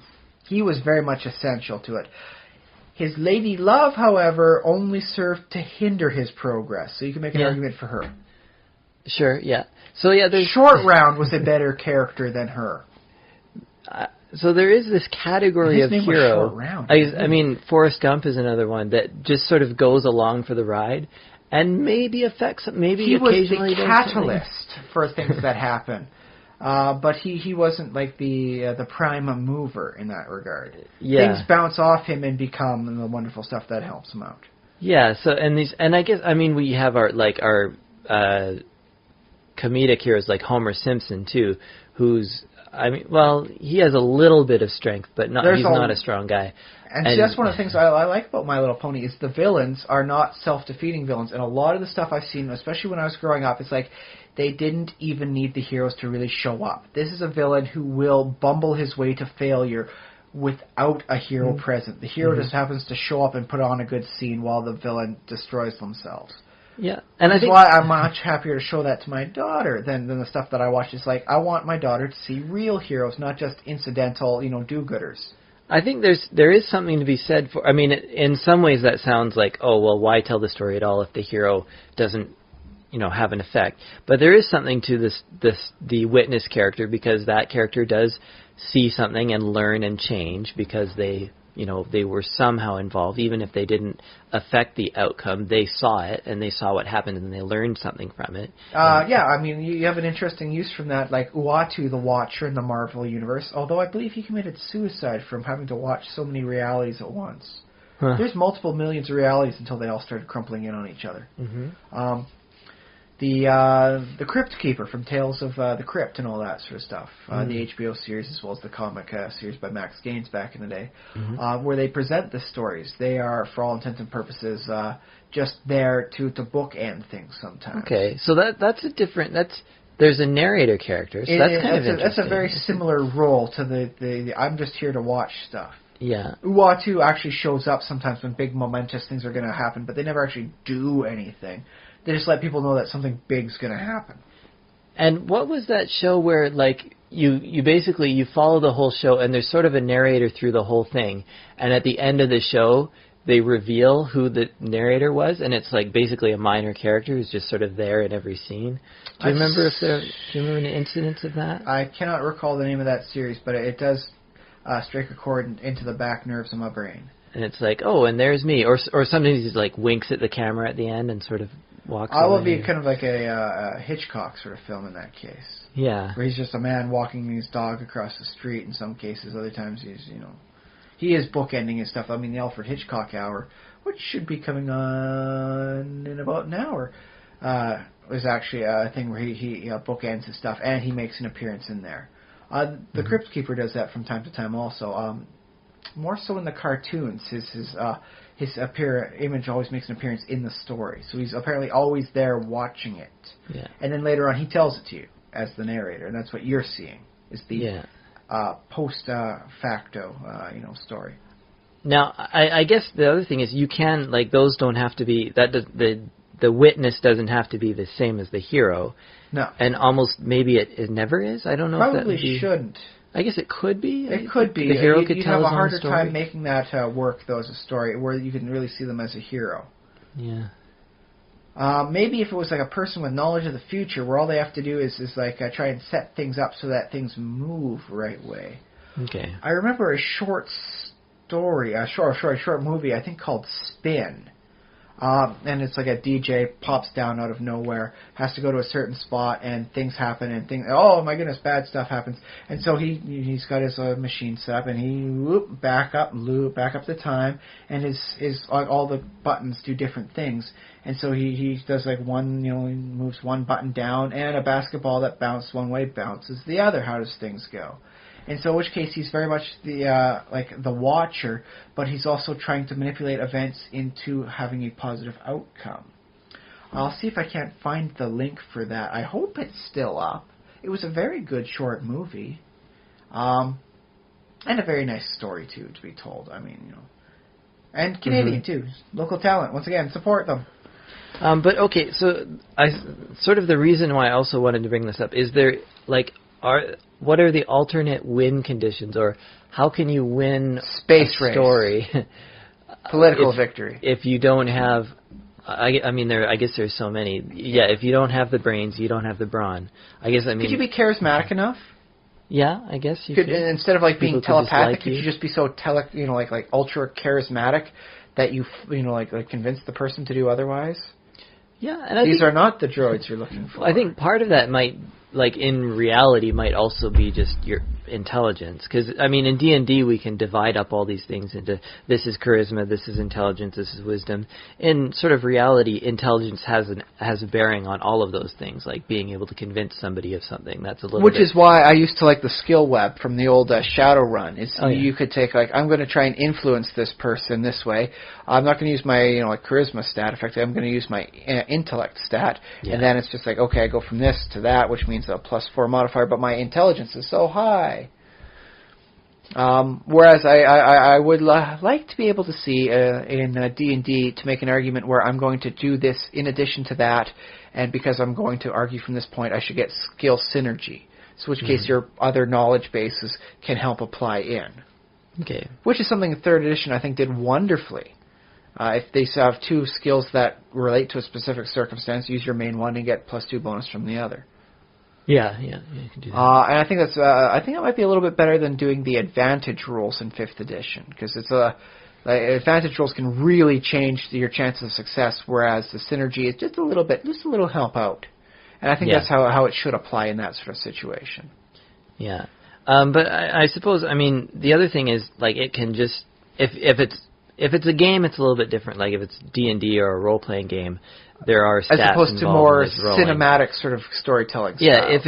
if it's just a story, like the writer could just align events such that, you know, the character at certain influential moments, despite not having what it actually takes to do it, just happens to do the right thing, despite not being smart or strong. The Inspector Gadget style. Yeah, maybe accidentally bumbling into it, but also just sort of. Well, I mean, you could play the luckiest person on Earth. He's not the smartest, he's not the fastest, but everything goes his way whenever he's around. That's true. That's been done a couple times, and you find that there's probably a TV tropes page for that lucky character. I know, for like a very good example, Donald Duck has a cousin has his thing. Apparently he's so like handsome, you know, in some regard. I mean, he looks like a duck to me. I can't see how he's handsome. Right. But apparently he's so handsome that he charmed Lady Luck herself, and she's kind of got a crush on him, and everything goes his way no matter what. He can't help but win. If he was in a contest to see who could lose the first, that's the only time he would lose. Yeah. Yeah. So that's not about. That's not very heroic, though. Is to just luck your way to victory. Yeah. In comic books, I think the Black Cat works in that sort of style. She's got like a jinx power, where people will wind up mucking up like the gun jams, But she's also got like a kick-ass, I'll fight, to win the day too. So it's not just based on luck. Jinx from the Teen Titans has like telekinetic powers. Things will collapse around her, but she can still do like energy blasts coming out. So it's not just the bad luck powers. Okay, yeah. Then with her case, it's heavily implied to be telekinetic. It's not just, oh boy, what are the chances of all the bolts in this water tower suddenly coming loose at the same time? It's basically like, and then they just disassemble the whole thing and water splash all over you. Now, what about this? What about sort of like almost a childlike hero who just sort of points out the obvious, like not necessarily charismatic, although probably some charisma involved, but just sort of being able to, maybe it's a villain who's somewhat redeemable, so... Diffuse the villain by presenting a better scenario? Yeah, basically say, oh, you don't have to do this. I'm going to work that into intelligence, though, because if you can see the better situation, go for it. Well, like just earlier this week, I was going about my online rounds, and I saw a thing for Eddie Thawne from the Flash series. At the end of the first season, spoiler alert, I guess, he shoots himself in the heart to prevent his descendant, Eobard Thawne, from ever existing. All he really had to do is get a vasectomy the next day.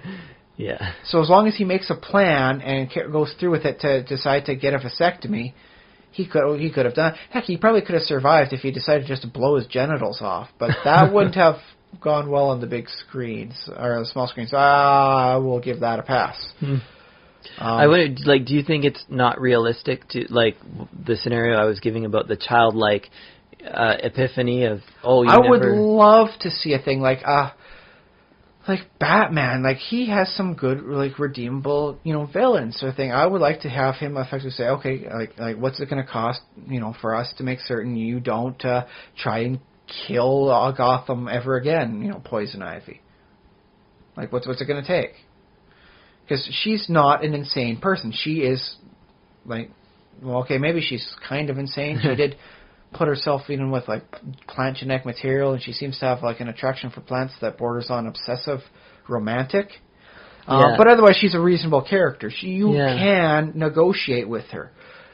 Yeah, true. Like, you could basically make a new park in Gotham, say, okay. Well, I think it would have to go beyond a new park. You'd have to say, like... Enact some bylaws about pollution. Yeah, some bylaws, you can't pollute, you got to do this sort of thing. We got a recycling program, certain amount of green space per area, and we're having some preserved areas so that even though it's a park, you're not supposed to go in there. It's just for the, the plant life. And I suppose the animals, too. But, Poison Ivy doesn't care about the animals. If all the deer die in that little park, she is not going to lose sleep.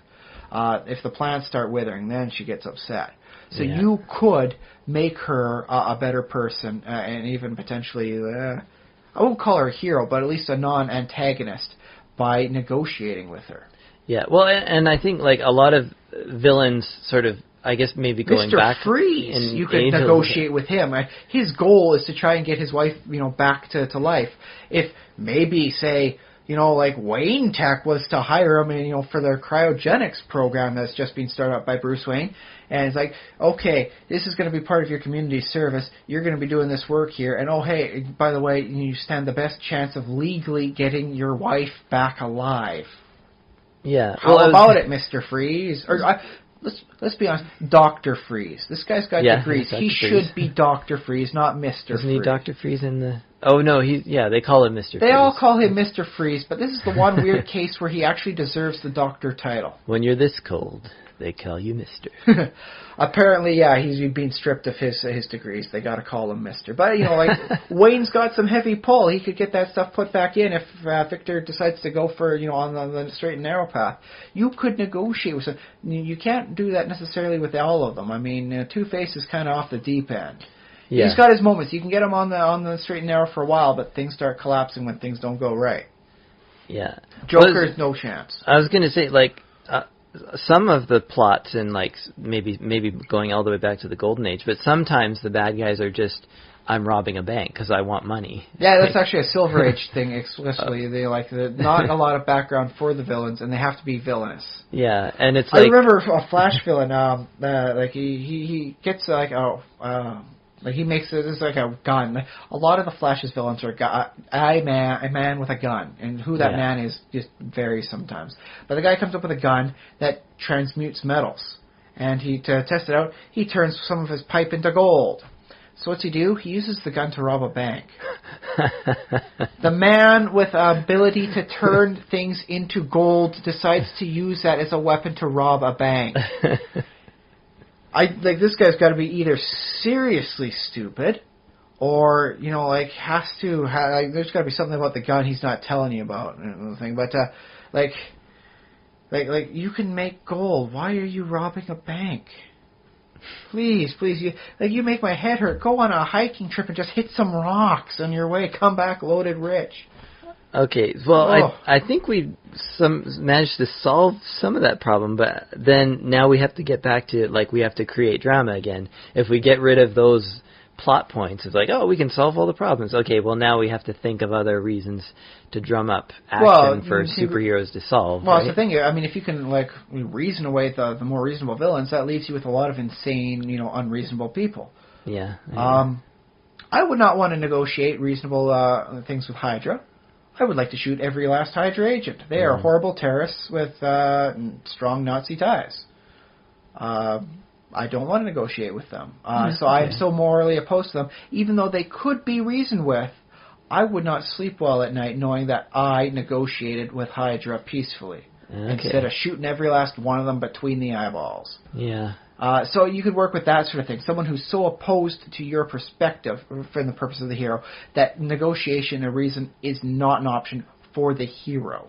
Yeah, and I like that in sort of anti-hero stories, because sometimes, there might be a hint of the bad guys having some kind of like malleability, but there simply isn't a path to get there, like within what the hero has available to him. The hero simply can't. The Punisher do that. deals with fairly mundane criminals. The Mafia, or the Magia, as they call them in there. Apparently, switching an F for two Gs means you don't get phone calls in the middle of the night for people who aren't happy with how you're presenting their organization.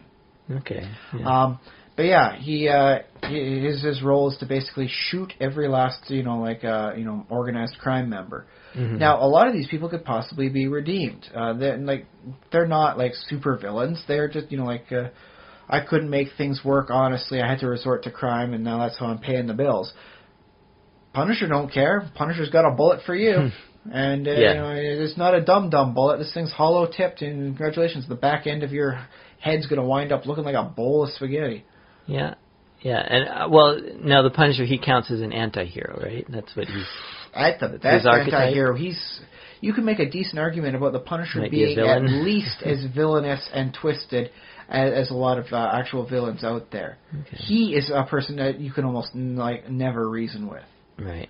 You can say we're going to point you at this way, but please don't kill all these guys. We need to get some information out of them.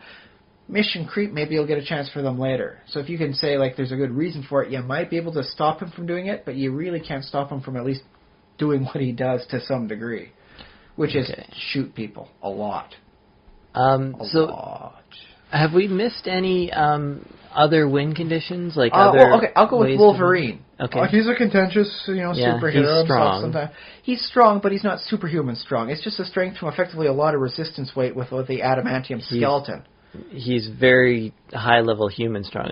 There's a scale of that. He is towards the highest end of the Olympic strength area. Yeah. But that's only from a lot of resistance weight. He's not super strong. Right. Yeah. He's not superhero. He regenerates, and that's his thing. So he's not the smartest. He is smart, done right, and played. Although right. Isn't the way that you build muscle because muscles tear and have to be healed? And he regenerates it up as fast as he goes. Yeah, the more he works at a fight, the stronger he actually gets. I guess there's a limit to how much, without have alternate physics. There's a limit to how much that space, that mass that fits in the shape of a human can actually... Which is an interesting idea. I mean, I would like to see... Well, I guess he's dead now, so we'll have to wait for him to come back to life. But I would have liked to have seen, somebody decide, okay, you know what? You're strong and you heal quickly. These bullets aren't filled with tranquilizers. They're filled with adrenaline. And, various other, chemical steroids. Yeah. So I'm going to drive you so that you can't stop. You just basically are frantic, I got to keep doing stuff. And your muscles are pumping up. I want to see you become, instead of a little hairy runt, I want to see you become a little puff ball of muscle until you can't do a dang thing. Look at the thought that his muscles grow so big that he can't move anymore. He said he can't swing his arms properly because he doesn't have the range of motion. I don't know if it'd last very long, but I think it'd be a very innovative and different sort of thing. Do you think healing for Wolverine means he would shrink back to a manageable size? It does go back to a certain set form. His hair goes back to a certain set form, so I'm assuming his muscles do. Okay. But his thing is, he's not the smartest. Done right, he's a very smart tactical agent. He can, with a little work and effort, falsely convince Hydra into believing that the Avengers are in town. Through proper nighttime tactics and attacks and using non-deplumes like Mr. Fix-It, he can make Hydra on alert for the Avengers and sneak in under their radar, just being Wolverine. He's smart, but not superhuman smart. Usually his idea of finishing the day is by decapitating somebody, or at least piercing a jugular. He's strong, but he's not the strongest one. He's usually, he started off trying to fight the Hulk. And that's kind of like the forces he goes up against. So he's not the toughest, he's not the strongest, he's not the smartest.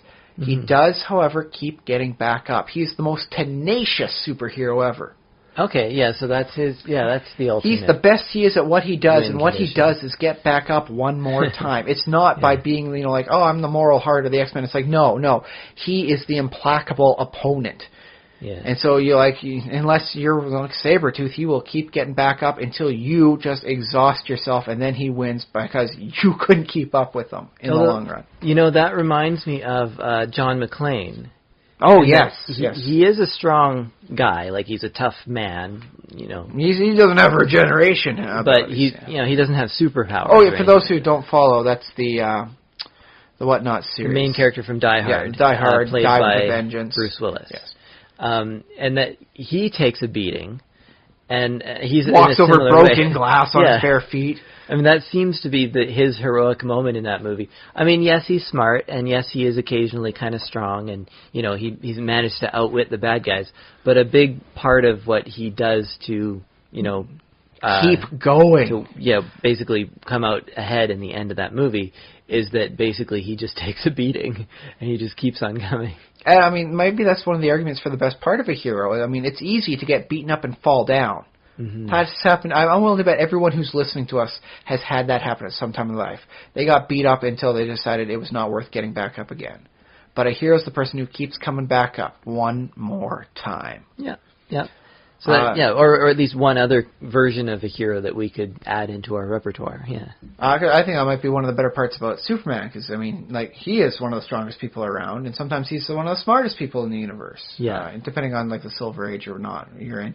But his greatest thing is that, you know, like, even when it seems like Lex Luthor is going to fool him, he keeps coming up. He keeps trying to come up with a better solution, and sometimes he even tries to figure out a way to try and rehabilitate Lex Luthor, his own villain. He even, like, let's face it, trying to get Lex Luthor to go, you know, clean, that's a pretty hard, you know, hurdle to hit. But Superman's the guy who keeps trying it. That's where he keeps coming back, and that's what makes him so super. It's not the strength, not the laser eyes, not, you know, like his intelligent, you know, super Kryptonian scientist brain and advanced technology. It's the fact that he keeps trying to get that better win condition than he could do. Mm-hmm. It's not enough to just win for him. He's going to try and do better than just. Well, he's about justice. There is also a class of hero that really doesn't want to get involved, or sort of like keeps on. I mean, I try and get out, and they keep pulling me back. Yeah, he keeps trying to resist, and then sort of, you know, some kind of line is crossed, or, you know, all right, now I'm mad. I ain't gonna stop it now. Yeah, and then they sort of. And then that's Wolverine for about half the stories I read back in the end of the 90s. Yeah, and then that switch gets switched, and then you can't turn the back off again. That is a nice sort of thing there. It's a little hard to write. The person who doesn't want to get involved. And although the Savage Dragon did have a nice excuse in that he did not want to get involved in the superheroics, but as a cop, and a superhuman cop, he wound up getting into the forefront of a whole lot of tussles. And so that was a good excuse to write him in with us when he does not want to be a part of it, but none of the other police force can handle this. So I think that was a good way to get him in constantly in that sort of thing. But yeah, well, once I think they broke every bone in his body, dumped him into a smokestack, and he crawled out 6 weeks later looking for a fight. So that's implacable, man. That's pretty tough. Not super, you know, human healing factor, because it took him 6 weeks to get out of the smokestack, but he came back out. Now, what about, like, desk job heroes, or, like, sort of behind the scenes? I guess they don't usually appear as main Oracle, characters. Maybe? Or she's a very good supporting hero before they rebooted the universe and turned her back into bad girl. Yeah, but just as the sort of person who has, I don't know, management skills, I guess. Which was Oracle. She you know, like, oh no, we need to find out what does this mean, and she would do like effectively the highest end Google search of possible. She'd, you know, like hack into this site to find out what does this, you know, classified file mean? What's the keyword? You know, what's this Project Paperclip they're referring to? Spoiler alert, using Nazi scientists. So yeah, she'd find out that stuff. She worked as a great supporting hero. I would love to see more of that, because let's face it, you know, like, being strong and tough is one thing, but, you know, like, it's a little unbelievable to be, I'm the, you know, like, Olympic level, you know, like, fit, and I happen to have a genius level intellect. Like, where did you get the time to develop all that stuff? How come other people aren't doing that? So what you do is you get yourself the good frontline superhero, the good physical person, and then you get your more cerebral person in the background doing the intelligent stuff, finding the, you know, like, okay, I'm looking through your eyes here and your wonderful cowl and mask, and okay, check out that there. That's a good sample. Get that in here. We'll get that in for you know, spectrometry analysis later on. And that way, I mean, because I think a hero is best defined by the people around them. So to have someone to help you out, and so that you're not the one person doing everything, helps make you both a little bit more relatable, and more chances for the readers to say, I really like this supporting character. I'm going to keep going for that. Mm-hmm. So I think there's something to be said about that. One, not the omni. I don't know what's the proper term when you're good at everything. Omni great. Well, no, not jack of all trades, because that's sort of semi-good at everything. Mary Sue. No, it's... No, let's just go Mary Sue. When you're so good at everything, you don't need the secondary characters. You're Mary Sueing it. Yeah. Autodidact. No, that's someone who different. teaches themselves. Renaissance man. Okay, Renaissance. Yeah, because that way you're skilled and classy too. Yeah. I like a person who acknowledges, because that way they fit better in a team too. I mean, like you look at a lot of these heroes, they work pretty well on their own, but the Justice League sometimes seems like they're like stepping on each other's toes sometimes. Yeah. Whereas you work with the Avengers, you've got this person who does this person does that. I mean, you need to get a mystic source of, like future knowledge about what things are like. You're not going to ask Tony Stark. You get Thor. You want to, get some, technological information. Tony's your guy. You want to do some stealth infiltration. You've got the Black Widow and Hawkeye for that sort of thing. There you go. Cool. They each have their own role and their own specialization. That means they work together as a team. Once you get your sneakies in there to say, okay, we need peripheral here, here, and here. In come the heavy hitters. They bust it with surgical precision, minimal minimal confusion. Ideally, fingers crossed on that sort of thing, and everything goes to plan. Hooray! Okay. And then someone nice like Captain America with the management skills to make sure everyone works together as a team. Huzzah! And, like the nice shield to stop all the, anything coming at him. Yeah. That's always nice. Yeah, he's got a shield. Okay, well, yeah, we kind of went a little bit over time. We still, I just want to mention our social media. Yes. TheSimulationist@gmail.com is our email address. You can always log into Facebook and check out our Facebook page, facebook.com/TheSimulationist. I should be on Facebook at least once a day, so if you put a message up there, we should be able to see it within 24 hours. Yeah, we should be able to see it. I check it usually as I post the episode and maybe sometimes during the week. Also, you can tweet at me. I'm on Twitter, @SpaceBoot1. You can also follow me. I feel guilty about not tweeting enough, so hopefully I can get on that, but that's the thing that from week to week. Maybe you should just post more like random thoughts that occur in your head. That happens to me all the time, and I just do that, and at least that way you got a record of these funny little thoughts. Yeah, and I want to use it like as I get into stand-up comedy too. I want to use that to build that brand too, and I just have one. Like, do Bond girls have different names in different languages? Does well, you should get a Twitter and post. Well, that's the thing, though, because some of the jokes only make sense in English. Because, like Plenty O'Toole, that only works if it's an Irish surname. So if you translate whatever Toole might be for a slang, for it be like Plenty O'Schwans, it's like, there's nobody named O'Schwans over there, but it's a nice, German word, to describe. Well, I bet you they do. I bet you the languages that they translate, I bet somebody probably had a lot of fun coming up with a lot of fun or a lot of stress. It's like I got to find one that works for a name, but still keeps the nice joke without being too obvious. The thing is, if they fail at that, it's the movie's still made and the movie's still going to go out. But that's one of the reoccurring jokes for like the Bond stuff. Is here's this seductive girl with a funny, crazy name. Yeah, but the movie's not going to rise or fall just on that one. No, but it is one of the standard tropes that you recognize a Bond movie through. You got your Q, your wonderful agent stuff. Your explosive cigarettes and all that sort of thing. Bond, pulls like a wonderful crazy gadget that saves the day, and then he encounters this wonderful woman that's he seduces, and she's got a humorously suggestive name. Yeah. And so if you don't have that, it sort of loses one more thing that identifies it as a traditional Bond. Well, here's another thing I'll point out, is that while they are definitely there are some good ones. There's some bad ones, yeah. Yeah, in English alone, some of them work and some are like, oh yeah, haha, like that's just... I'm still wondering how they got Octopussy as a name. And that probably does not translate to anything else. Yeah. Who knows? But yeah, I mean, just put random thoughts up like that, because that Okay. stuff happens. All right. Well, I'll get more into Twitter in the future. Listeners can also check out our YouTube channel. It's just this same show, just in YouTube format, in case that's how you like to consume your podcasts. Because we care about the format. You know, like, not everyone wants to have like the MP3. Some people just want to, you know, like, toss open like a browser in the background and go at her. Yeah, that's another way to get us. And there's also comments on YouTube, which you can happily comment on. You can comment on our blog. You will have to have a Google account for that, of course. Yeah, we are on Google Plus too, but I haven't really figured out how to set that up. We still reserve the right to have Google Plus drop off the face of the map and say, "I told you sure. so."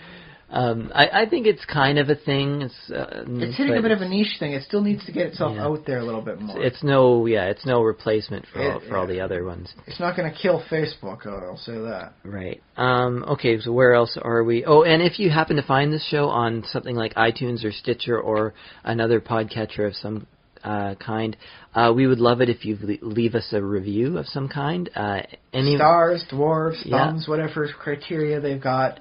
Give us what you think we deserve, +1.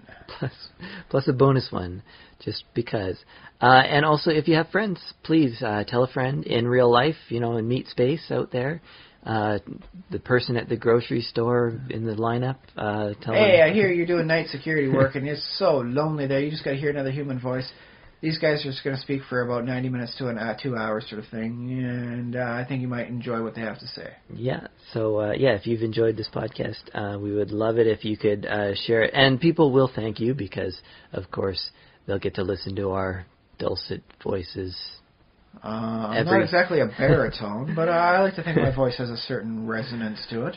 But no, and just hang out with us, and almost like we're inviting you into our respective living rooms once a week. My wonderful, slightly messy living room that I will note is actually messy because of my daughter and not because of me. Hooray! That must mean I've hit adulthood. It's not me making the mess, mostly. Yeah. So final thoughts on the... Well, when it comes to heroes, I suppose any way that you do it, provided they win the day, is good enough. Okay. That said, strong enough and smart enough are the best ways to do reoccurring things. You could have a Zen hero that manages to, convince his enemies to see, a greater wisdom sort of thing. But that winds up playing into the same story time and again. Like Hong Kong Phooey? Something like that. Or you could work it effectively back to charisma in that case, where someone who says, hey, you don't want to do this, and all of a sudden, they have no enemies because they keep making friends out of them. It starts getting to become a one-note sort of thing, and that works okay, I guess, as a secondary character. Yeah. Well, in kids' stories, sometimes that will be a little more emphasized, is that maybe a hero can, turn a bully.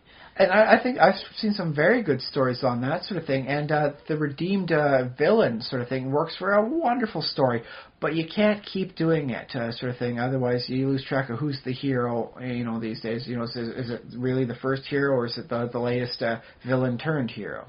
Okay, yeah. And that said, the more, hero, allies you make, the more people you got to write for. You've got an ever-expanding cast. So sometimes, just being differently smart enough to capture the criminal and have them sent away for another 3 months before they make their appearance again in the comics.